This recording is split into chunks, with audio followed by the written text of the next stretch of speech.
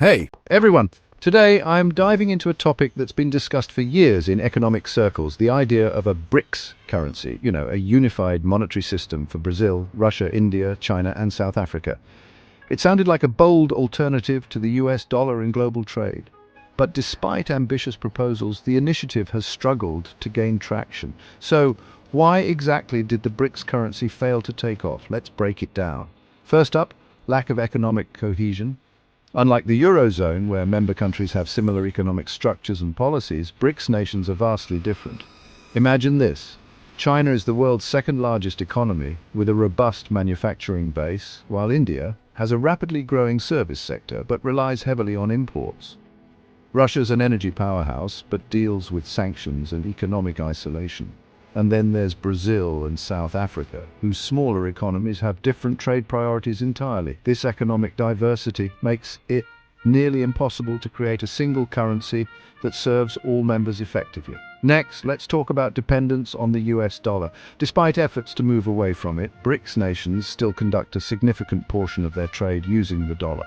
The dollar dominates global finance, accounting for almost 90% of foreign exchange transactions.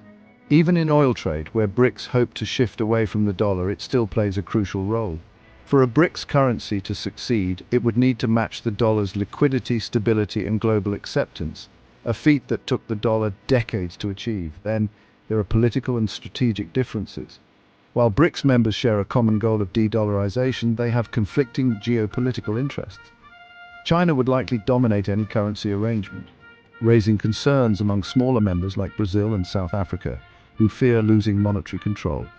India, on the other hand, prefers to maintain monetary flexibility. Russia, facing Western sanctions, has been the strongest advocate, but its economic isolation weakens its influence in global markets.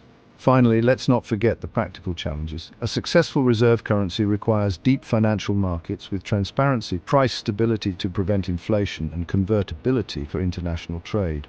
BRICS currencies, like China's renminbi, face hurdles such as capital controls limiting their global use. Additionally, the idea of a gold-backed BRICS currency sounds attractive, but would restrict monetary policy flexibility, making it impractical for modern economies. In conclusion, while the idea of a BRICS currency remains attractive in theory, economic diversity, political differences, and practical challenges have prevented it from taking off. Instead, BRICS nations are focusing on local currency trade agreements rather than a unified monetary system.